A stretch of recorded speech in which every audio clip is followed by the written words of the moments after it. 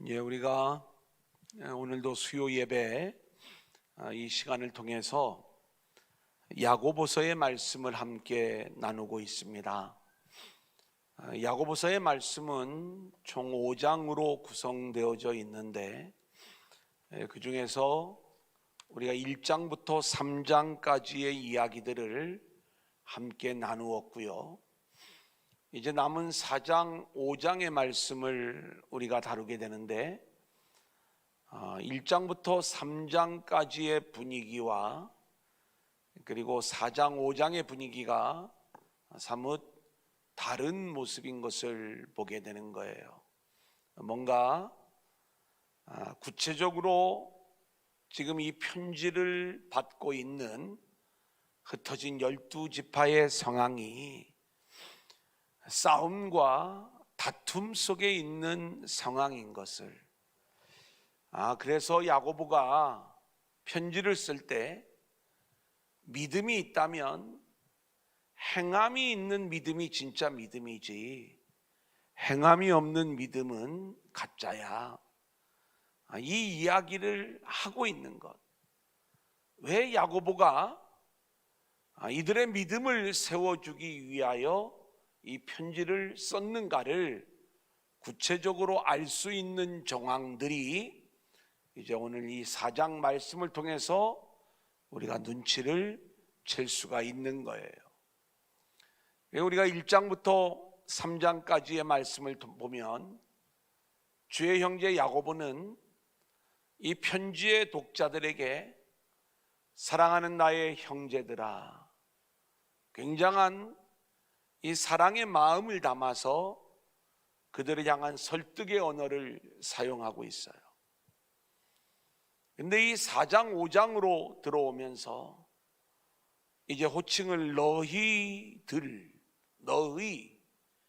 직접적으로 지금 이 편지를 받는 사람들을 지칭하면서 그들이 싸움과 다툼, 시기, 이런 정황 속에서 결국 잘못된 길로 나아가고 있는 모습들을 눈치채게 해주고 있는 거죠. 지금 이 내용을 이야기하려고 여태까지 경건이 뭐냐, 차별하지 말아라, 이웃사랑의 이야기, 그리고 긍휼을 베풀어야 되는 이야기, 그리고 혀에 대한 이야기, 선생이 되려고 하지 말라는 이야기, 하늘의 지혜, 땅의 지혜 이야기, 이런 이야기들을 계속 해왔던 거예요. 그래서 오늘은 우리가 그 1장부터 3장까지 다루었던 복음적 행함과 순종의 이야기들을 우리가 다시 한번 간단하게 정리를 하고 오늘 4장의 상황에 그 말씀들을 적용시켜 보도록 그렇게 하겠습니다. 야고보는 흩어진 12지파에게 믿음의 사람으로서 행해야 될 경건에 대하여 먼저 이야기를 하죠. 이 경건은 겉모양으로 드러나는 경건이 아닌 마음의 문제요, 믿음의 문제라는 것이죠. 그래서 혀에 재갈을 물리는 것, 고아와 과부를 돌보는 게 경건이다, 이렇게 말씀을 할 때 이미 여러 번 설명을 했기 때문에 제가 오늘은 간단하게 넘어갑니다. 세상에서 말하는 경건의 모양을 갖추는 외적 경건이 진짜 경건이 아니라 내가 어떤 존재인가를 아는 것, 죄인이요, 자격 없는 자요, 하나님의 은혜와 긍휼로 새 생명을 얻은 자인 것을 아는 자, 그 자는 입으로 타인을 평가하거나 또 입으로 타인을 차별하지 않겠죠. 그래서 혀에 재갈을 물릴 수 있는 경건, 그것은 자신이 누구인가를 아는 자에게서만 나올 수 있는 경건의 모습이다. 두 번째는 차별에 대한 이야기예요. 자, 2장 1절 우리 한번 같이 읽어볼까요? 시작. 내 형제들아, 영광의 주 곧 우리 주 예수 그리스도에 대한 믿음을 너희가 가졌으니 사람을 차별하여 대하지 말라. 사람을 차별하지 않는 문제도 믿음의 문제라는 것을 말씀하고 있는 거예요. 너희가 믿음이 있다면 차별이 나올 수가 없는 것이다. 그러니까 우리의 믿음은 뭐예요? 자격 없는 우리를 구원하신 하나님의 구원을 믿는 믿음 아닙니까? 그러면 우리 자신이 어떤 존재인가를 아는데 우리가 누구를 차별할 권리가 없는 거죠. 자격 없는 나에게 은혜와 긍휼이 부어진 것, 또 옆에 있는 우리 형제 자매들에게도 하나님의 은혜와 긍휼이 부어지고 있는 것들을 우리가 알고 있다면 우리는 고민할 이유가 없는 거예요. 늘 그 영혼의 관점으로 서로를 바라보는 게 믿음의 일이지, 이 땅의 관점으로 서로를 바라보는 것, 이것이 결국 차별을 불러오는 것이다. 이웃사랑도 마찬가지라고 그랬죠. 가진 자가 가지지 못한 자를 돕는 게 이웃사랑이 아니라 서로를 긍휼히 여기는 존재로 보고 서로에게 긍휼을 흘려보내는 서로 사랑의 이야기, 이게 믿음 안에서 나올 수 있는 참된 이웃사랑이다, 이렇게 말씀을 드렸어요. 그래서 이 야고보서를 우리가 이야기할 때 가장 중요한 키워드 하나를 찾는다면 행함이겠죠. 행함이 있는 믿음. 근데 그 행함을 다른 말로 바꾼다면 이건 따라하겠습니다. 긍휼. 그러니까 우리에게서 긍휼이 흘러나오고 있느냐? 그러면 그 믿음은 진짜인 거예요. 근데 긍휼이 흘러나오지 않는 믿음은요, 가짜 믿음이라는 거예요. 성경은 이 부분을 우리 가운데 말씀해 주고 있는 거죠. 자, 야고보서 2장 13절 긍휼에 대한 이야기예요. 시작. 긍휼을 행하지 아니하는 자에게는 긍휼 없는 심판이 있으리라. 긍휼은 심판을 이기고 자랑하느니라. 하나님의 긍휼로 인하여 우리가 심판을 받지 않고 구원받은 백성이 되었어요. 그렇기 때문에 긍휼이 없는 자는요, 긍휼 없는 심판을 받을 것이다, 심판을 견디지 못할 것이라는 이야기예요. 우리가 행함이 없는 믿음은 죽은 믿음이다라고 이야기할 때 이 행함은 뭐 그저 가난한 사람을 도와주거나 어떤 종교적인 행함을 우리 가운데 이야기하는 게 아니라 내 안에서 하나님이 주신 그 긍휼이 흘러나오고 있느냐, 이것을 말씀하고 있는 거예요. 긍휼이 없는 믿음은 죽은 믿음이야, 그건 믿음이 아니야, 이 내용을 이야기해 주는 것이죠. 칭의도 마찬가지예요. 우리가 의롭다함을 얻는 것은요, 행함으로 의롭다함을 얻는다라고 이야기했는데, 정확하게 이야기하면 그 행함이라고 하는 것은 긍휼을 이야기하는 거고, 이 긍휼은 하나님이 주신 믿음을 가진 자에게서만 나올 수 있는 게 긍휼이기 때문에, 정확하게 이 내용을 좀 풀어드리면, 하나님이 주신 믿음을 가지고 긍휼이 흘러나오는 믿음을 가진 자가 의롭다함을 얻는 것이고, 자기 노력으로 아무리 믿어도 그런 믿음은 의롭다함을 받을 수가 없는 거야. 이것을 우리 가운데 말씀해 주고 있는 거예요. 자, 그러면서 이제 선생에 대한 이야기, 많이 선생이 되지 말라는 이야기를 해요. 3장 1절 2절 우리 한번 같이 읽어볼까요? 시작. 내 형제들아, 너희는 선생된 우리가 더 큰 심판을 받을 줄 알고 선생이 많이 되지 말라. 우리가 다 실수가 많으니 만일 말에 실수가 없는 자라면 곧 온전한 사람이라. 능히 온몸도 근래 씌우리라.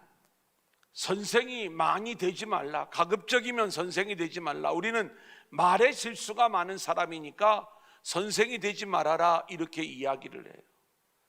여러분, 이 말에 실수가 있다는 것은 자기가 한 말에 대하여 스스로 책임질 수 없고, 자기가 한 말에 대하여 그것을 실천할 수 없을 때 그러니까 너희들 그 심판을 견딜 수 없으니 가능하면 선생이 되지 말아라, 이런 차원에서 얘기하는 게 아니에요. 만약에 성경이 그런 차원에서 우리에게 말씀하고 있다면 누구도 자기 말을 지킬 수 있는 사람은 아무도 없는 거예요. 여기서 말하는 말의 실수는요, 그런 류의 실수가 아닌, 우리가 늘 앞에 있는 자들은 복음을 말할 수 있는 자들이 되어야 돼요. 그런데 복음이 아닌 땅의 언어, 세상의 언어, 세상말, 우리가 이러한 말들을 많이 하는 게, 이게 말의 실수가 많은 거예요. 제가 오늘도 이제 오전 예배 때도 그런 얘기를 했죠. 뭐 저녁 예배는 끝나고 바로들 가시니까. 근데 오전 예배는 끝나고 나면은 교제하시는 분들이 있어요. 근데 말씀은 복음으로 잘 들어요. 근데 복음을 듣고 나서 우리가 그 복음을 갖고 함께 나눌 줄 알아야 되는데, 우리가 가만히 교제하는 시간들을 보면 머리가 참 이쁘다, 어느 미장원에서 머리 했어, 아니 그 옷은 어디서 산 거야, 이건 그래도 우리가 어떻게 보면 애교로 받아들일 수가 있는 거예요. 근데 우리도 모르는 사이에 인생은 그렇게 사는 게 아니야, 정신을 바짝 차려야 돼, 제가 하나님의 은혜를 붙잡고 살으라고 그렇게 이야기했는데, 여전히 우리가 예배를 마치고 나서는 땅의 언어를 하는 거예요. 세상 지혜를 가지고 살아야 된다고. 또 자녀를 키우는 학부모들은요, 어느 학원이 좋다, 애들을 지금 이렇게 키워야 된다. 아니, 하나님이 우리에게 언약의 백성으로 우리에게 자녀를 주셨다면 믿음으로 키워야 되고, 하나님께 맡겨야 되고, 하나님의 마음을 가지고 이 아이를 키우라는 이 이야기들을 해야 되는데, 어느 학원을 보내야 되고, 지금 이러한 것들을 준비시켜야 되고, 물론 그런 것들이 때로는 필요할 때가 있겠지만, 적어도 우리의 본심이 하늘의 것을 말할 줄 알아야지, 땅의 것에 자꾸 우리의 말들이 땅의 것으로 흘러버린다면 그것이 심판을 불러오는 일이기에 많이 선생이 되지 말아라, 이 내용을 말씀하고 있는 거고요. 그리고 이 혀의 위력에 대한 이야기를 계속해서 말을 하고 있는 거예요. 혀는 아주 작은 것이지만 엄청난 거예요. 마치 작은 불이 큰 나무를 태우는 것 같은 그러한 것들이 우리 혀의 위력인 거예요. 근데 문제는 누구도 혀를 통제할 수가 없어요. 내 생각으로, 내 의지로 통제할 수 없는 게 혀의 문제인 거죠. 왜냐하면 이 혀는요, 내 입에서 나오는 말이 아니라 내 마음에 있는 것이 나오는 게 이 혀의 문제이기 때문에 그런 것입니다. 우리 인간의 본질적인 마음은 늘 시기요, 다툼이요, 탐욕이요. 그래서 내 입으로요, 주님을 찬송하는 믿음의 사람이면서도요, 우리 마음속에 있는 이 죄악의 본성을 숨길 수 없기에 한 입으로 찬양하고 그 입으로 또 저주를 하는 것, 이게 우리의 모습이더라, 이 말씀인 것이죠. 그래서 이렇게 혀에 대한 이야기를 하는 것은, 너희는 혀를 통제할 수 없는 그러한 본질적인 죄인이야, 이것을 우리 가운데 알려주고 있는 그러한 말씀이고, 이것을 이길 수 있는 비밀을 알려주는데 그것이 지혜의 온유함인 것이죠. 우리 3장 13절 같이 읽어볼까요? 시작. 너희 중에 지혜와 총명이 있는 자가 누구냐? 그는 선행으로 말미암아 지혜의 온유함으로 그 행함을 보일지니라. 혀의 문제는 마음의 문제요, 이 마음의 문제를 해결하려면 지혜가 찾아와야 되는 거예요. 이 지혜는 구하라고 말씀하고 있죠.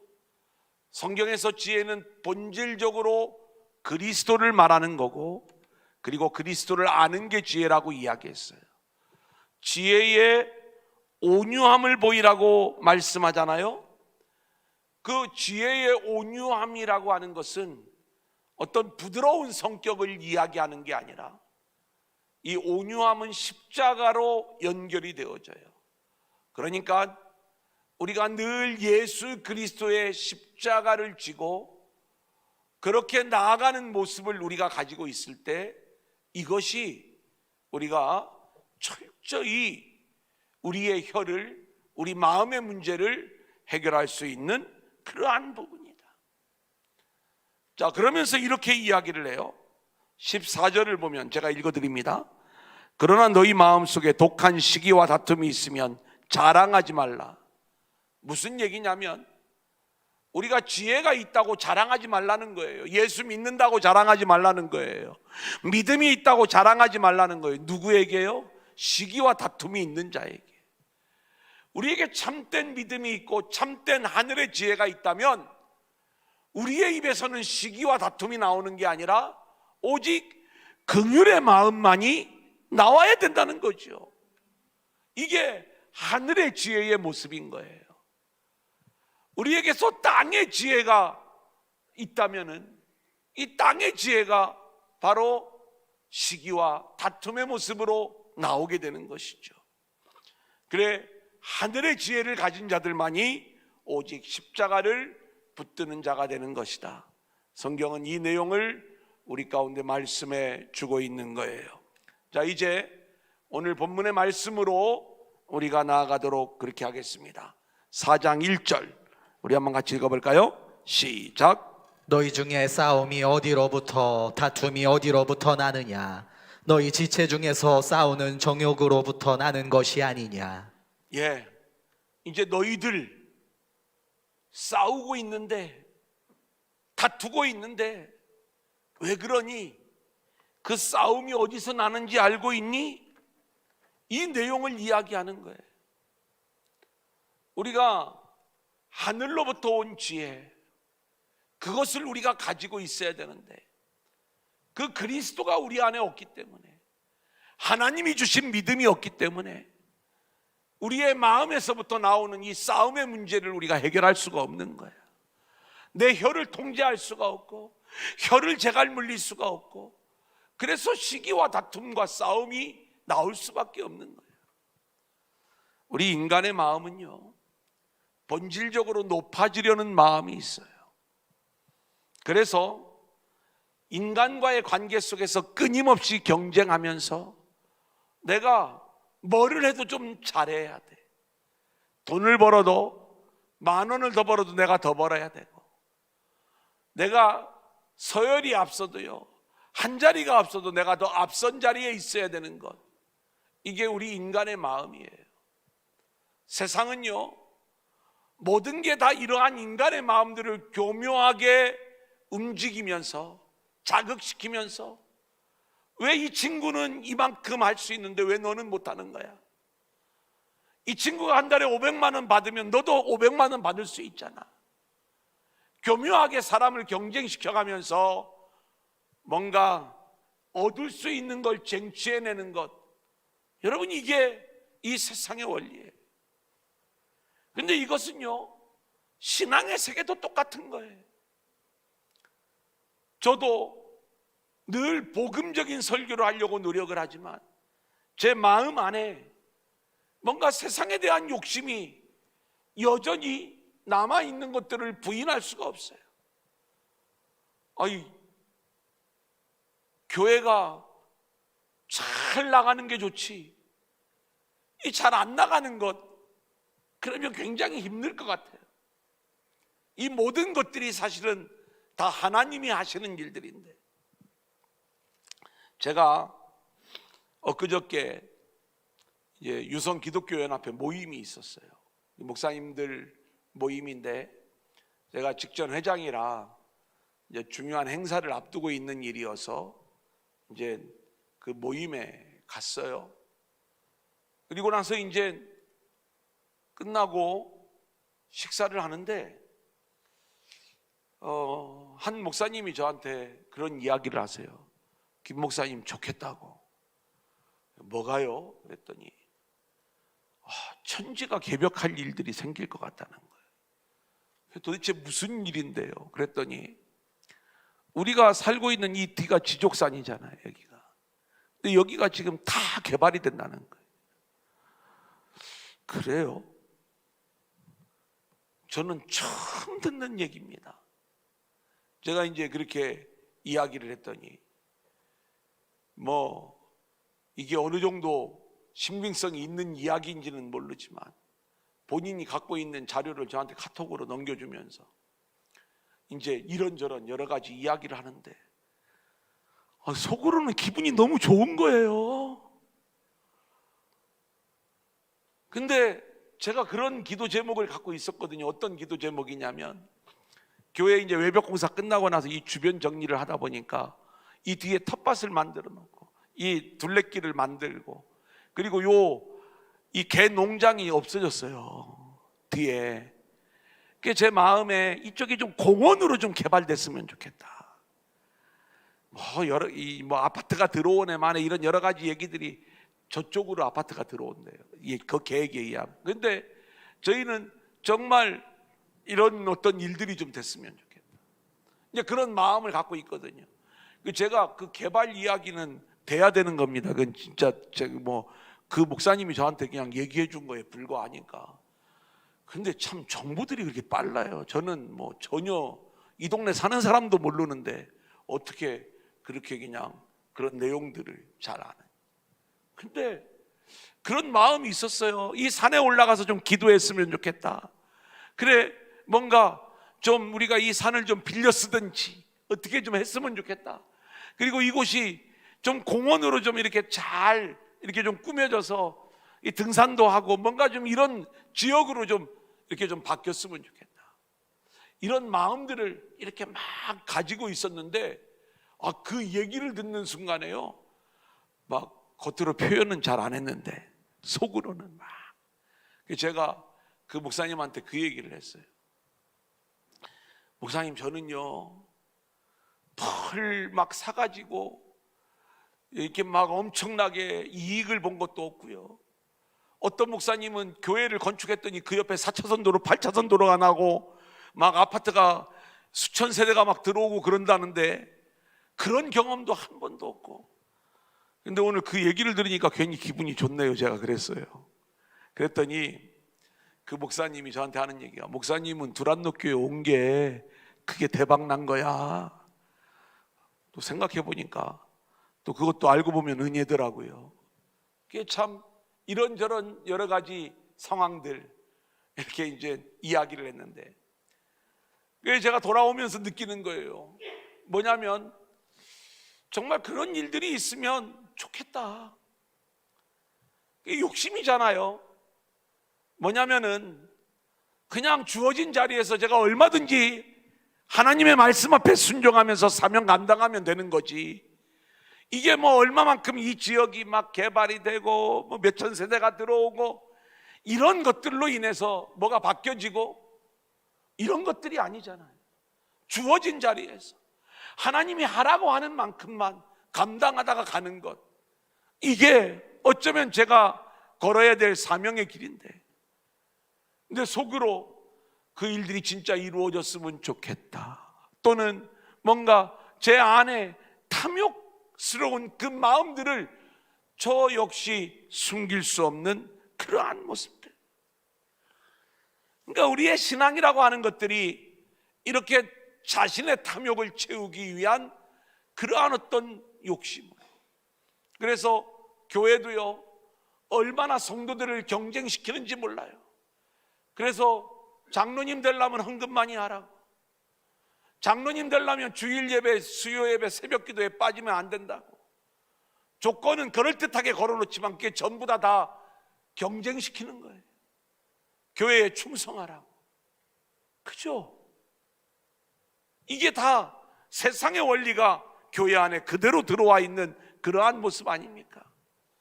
여러분, 이것은요 신앙이 아니에요. 세상의 싸움에 불과한 것이다. 우리는 이렇게 이야기할 수가 있는 거예요. 예수님을 이용하는 거고 신앙을 이용하는 것이지, 우리는 이것이 참된 신앙의 모습이다 이렇게 얘기할 수가 없는 거예요. 여전히 이 수준에 머물러 있기 때문에 싸움이 나올 수밖에 없는 거예요. 넘겨보겠습니다. 믿음은 우리가 이 세상을 살아가면서 붙잡아야 할 참된 가치가 땅의 가치가 아닌 하늘의 가치임을 아는 거예요. 교회는 늘 이것을 가르치고 선포해야 돼요. 우리 안에 있는 이 욕심의 마음을 숨길 수 없지만 그럼에도 불구하고 우리는 이 마음과 싸워야 되고요, 세상의 싸움이 아닌 하늘의 싸움을 하려고 우리가 발을 벗고 팔을 걷어붙이고 그렇게 나아가야 되는 그 모습이 우리에게 있어야 되는 것이다. 자, 2절 3절 같이 읽어볼까요? 시작. 너희는 욕심을 내어도 얻지 못하여 살인하며 시기하여도 능히 취하지 못함으로 다투고 싸우는도다. 너희가 얻지 못함은 구하지 아니하기 때문이요 구하여도 받지 못함은 정욕으로 쓰려고 잘못 구하기 때문이라. 너희에게서 나올 수 있는 것은 살인, 이건 실제로 사람을 죽였다는 얘기가 아니라 미워하는 걸 얘기하는 거죠. 그게 늘 시기하고 살인하고 다투고. 왜 그런 줄 아니? 너희에게 그 하늘의 지혜가 없기 때문에 그런 거야. 지혜를 구해야 돼. 그러면서 기도로 구할 것을 요구하고 있는 거죠. 실제로 주의 형제 야고보는요, 낙타 무릎이라는 별명을 얻을 정도로 기도의 사람이었다고 이야기를 해요. 그래서 그렇게 기도하면서 하늘의 지혜를 구하고 그 지혜로 살아가야지. 그 지혜가 없기 때문에 결국 살인하고 시기하고 싸움이 나올 수밖에 없는 거야. 이 내용을 이야기하는 거예요. 아니, 우리 기도하는데요, 근데 너희의 기도는 구하여도 받지 못하면 정욕으로 쓰려고 잘못 구하기 때문에 그런 거야. 너희의 기도는, 너희가 구하는 것은 여전히 욕심 안에서 너희의 그 욕심을 채우려고 구하는 거야. 여러분, 우리가요, 정욕으로 쓰려고 구하면 하나님이 응답하시지 않는다는 이야기를 우리가 오해할 때가 많아요. 가령 예를 들어서 하나님, 나 100만 원 벌어가지고는 못 살겠어요. 한 1000만 원씩 벌게 해주세요. 하나님이 안 들어주신대. 그러면은 하나님 들어주실 수 있죠. 근데 안 들어주시면 네 욕심으로 구하니까 안 들어주시는 거야. 그래요. 그건 되게 속물적인 그런 어떤 막 너무 좀 원색적이잖아요. 그러면 이런 건 어떨까요? 하나님 1000만 원 벌게 해주시면 제가 500만 원 선교 헌금하고 선교에 쓰고 500만 원만 내가 가지고 살게요. 요것도 정욕으로 구하는 거예요. 여러분, 우리가요, 하나님 앞에 구할 것은 뭐냐면 정말로 선교할 마음을 주세요. 우리에게 마음이 없는 게 문제지요, 물질이 없는 게 문제가 아니에요. 마음이 없으니까 선교가 안 나오는 거지. 마음이 있으면 적게 버는 사람은 적게 선교하면 되는 거예요. 많이 버는 사람은 많이 헌금하고 많이 선교하면 되는 거예요. 마음이 없는 게 문제지. 물질을 막 구해가면서 내가 선한 목적을 위하여 이렇게 할 테니까 하나님 이거 해주세요. 로또에만 당첨되면 하나님 제가 90% 다 드리고 저는 10%만 쓸게요. 아무리 선한 목적, 그건 내가 볼 때 선한 목적이지. 하나님은 그 안에 있는 우리의 탐욕을 먼저 보시는 거예요. 그게 정욕으로 가는 거예요. 많은 분들이 그런 얘기할 때가 많아요. 이렇게 선한 일들을 하기 위하여 우리가 하는 것, 어떤 일에 우리가 열심을 내는 걸 뭐라고 하는 게 아닙니다. 열심을 낼 수 있는 것조차도 하나님의 은혜인 것이고, 우리는 하나님이 허락하시는 만큼 안에서 우리가 순종하고 충성하고 그렇게 나아가면 되는 것이다. 자, 교회의 숫자 싸움, 재정 싸움, 늘 그런 거죠. 목사님들 만나면 은근슬쩍 서로 물어봐요. 어떻게 다 회복됐냐고 이렇게 물어봐요. 재정은 좀 어떠냐고 막 물어봐요. 그러면 이제 처음에는 저는 순진해서 뭣도 모르고 이제 얘기를 해주면은 이제 그런 얘기를 해요. 한 주일 예배는 한 80%는 나오는 것 같은데, 아직 안 나오시는 분들이 좀 빨리 좀 나왔으면 좋겠어요. 그러고 벌써 80%가 회복됐어. 그 다음부터는 이제 말을 못 하겠더라고요, 얘기를. 근데 이제 그런 거예요. 다들 경쟁하는 거예요. 얼만큼 회복됐니? 헌금은 얼만큼 회복됐고, 자꾸 이런 얘기들. 그죠? 이 모든 것들이 결국 우리의 탐욕과 탐심 속에서 나오는 것들이다. 자, 야고보서 4장 4절, 가늠한 여인들에 대한 이야기예요. 시작. 가늠한 여인들아, 세상과 벗된 것이 하나님과 원수됨을 알지 못하느냐?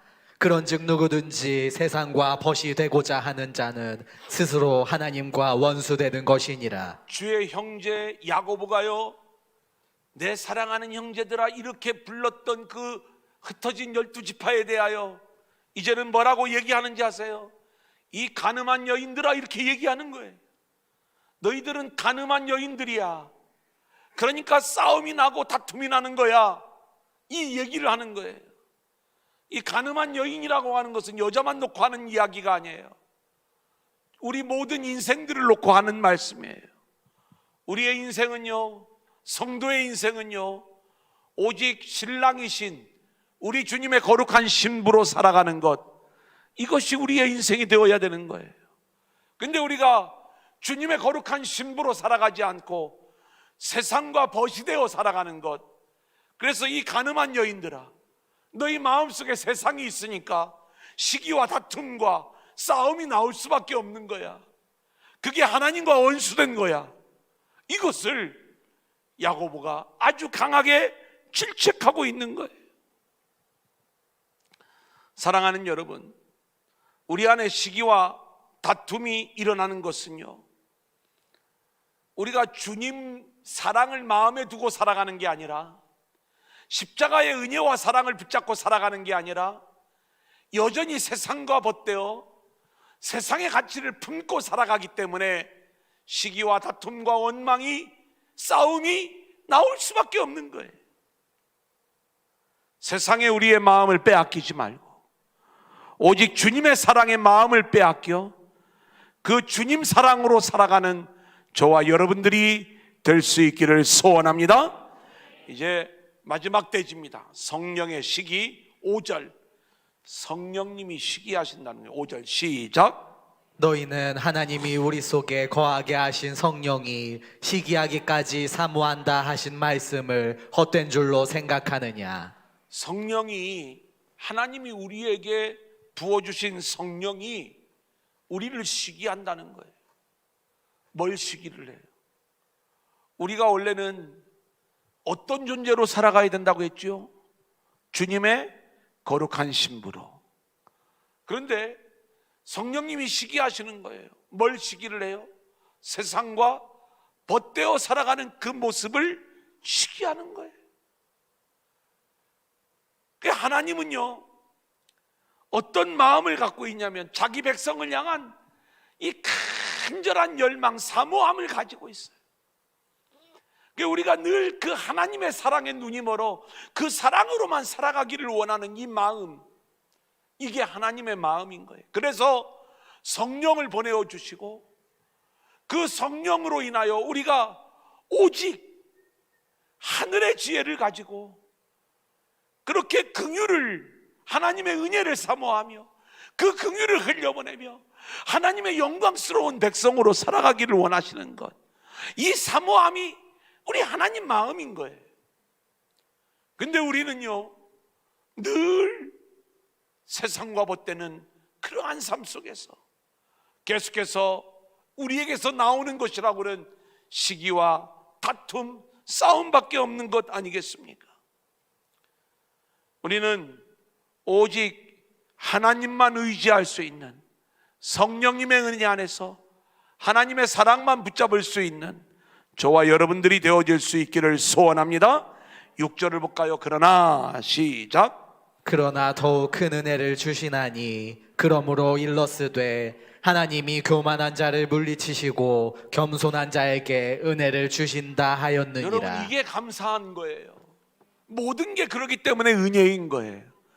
우리는 성령이 시기하기까지 세상과 벗된 인생을 살아갈 수밖에 없는 것, 우리가 복음을 알지만 복음에 순종할 수 있는 능력은 1도 없고 늘 우리는 그렇게 자기 욕심꾸러기로 살아가는 것, 탐욕 안에서 살아가는 것, 이것이 우리의 인생일 수밖에 없는데, 그러면 하나님의 심판과 저주가 우리 앞에 놓여져야 되는데, 그럼에도 불구하고 하나님은 더 큰 은혜를 주시나니, 할렐루야. 여러분, 이게 하나님이 하시는 일이에요. 더 큰 은혜로 우리를 깨우쳐 주셔서 어떻게 해서든지 하나님의 은혜와 긍휼로 살아가는 자들로 만들어 가시는 것, 이게 웬 은혜입니까?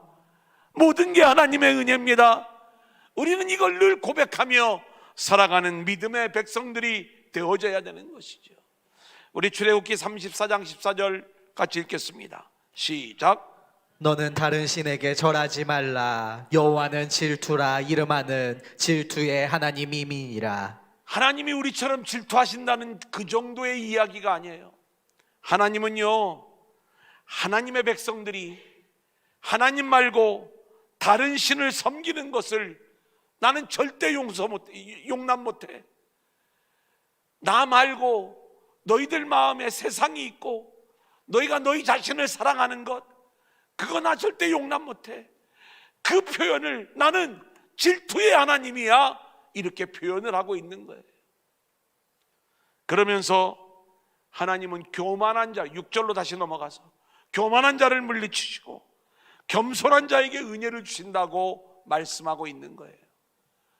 이게 왜 은혜입니까? 더 큰 은혜를 주시는데 교만한 자가 아닌 겸손한 자에게 주신다는 거예요. 그러면 누가 교만한 자예요? 자기 힘으로 살아가려는 자, 세상 힘으로 살아가려는 자. 그래서 세상과 벗된 자가 교만한 자예요. 겸손한 자는 누구예요? 하나님의 은혜만을 갈망하는 자예요. 이러한 자들에게 그 은혜만을 갈망하지만, 그럼에도 불구하고 우리가 늘 넘어질 수밖에 없지만, 하나님은 더 큰 은혜를 부으셔서 우리를 하나님의 자녀다운 모습으로 살아갈 수 있도록, 그래 우리가 세상의 마음을 두는 자가 아닌 오직 십자가의 마음을 두고 그렇게 살아가는 자들로 우리를 인도하여 주시는 줄로 믿습니다. 자, 오늘 말씀 기억하면서 우리 찬양 세상의 유혹 시험이, 우리 함께 찬양하고 기도하다가 자유롭게 하겠습니다.